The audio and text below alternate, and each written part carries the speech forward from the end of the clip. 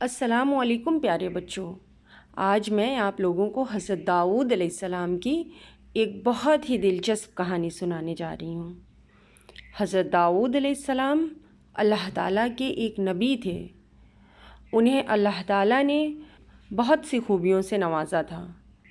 ان کی آواز بہت سریلی تھی، اور وہ جب زبور اللہ تعالیٰ کی کتاب پڑھتے تھے تو پرندے اور پہاڑ بھی ان کی آواز سن کر جھومنے لگتے تھے۔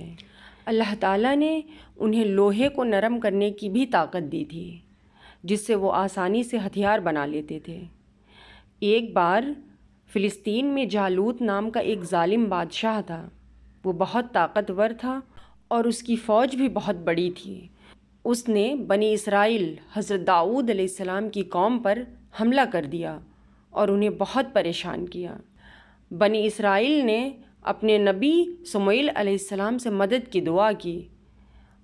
اللہ تعالیٰ نے طالوت کو ان کا بادشاہ بنایا اور جالوت سے لڑنے کا حکم دیا۔ طالوت کی فوج میں حضرت داؤد علیہ السلام بھی شامل تھے۔ وہ اس وقت بہت چھوٹے تھے، لیکن ان میں ہمت اور بہادری کوٹ کوٹ کر بھری ہوئی تھی۔ جب دونوں فوجوں کا آمنا سامنا ہوا تو جالوت نے طالوت کی فوج کو للکارا۔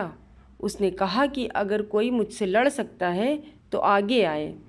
طالوت کی فوج میں سب ڈر گئے، لیکن حضرت داؤد علیہ السلام نے آگے بڑھ کر جالوت سے لڑنے کی ہمت دکھائی۔ حضرت داؤد علیہ السلام کے پاس کوئی ہتھیار نہیں تھا سوائے ایک گلیل کے اور کچھ پتھروں کے۔ انہوں نے اللہ تعالیٰ پر بھروسہ کیا اور جالوت پر پتھر پھینکا۔ پتھر سیدھا جالوت کے ماتھے پر لگا اور وہ زمین پر گر گیا۔ حضرت داؤد علیہ السلام نے اس کی تلوار نکالی اور اس کا سر کاٹ دیا۔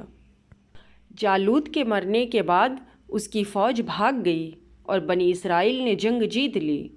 حضرت داؤد علیہ السلام کی بہادری اور اللہ تعالیٰ پر ان کے بھروسے کی وجہ سے انہیں بہت عزت ملی، اور بعد میں وہ بنی اسرائیل کے بادشاہ بنے۔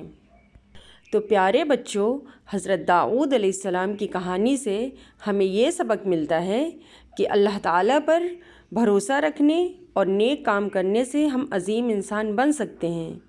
ہمیں ہمیشہ بہادر، دانش مند اور رحم دل ہونا چاہیے۔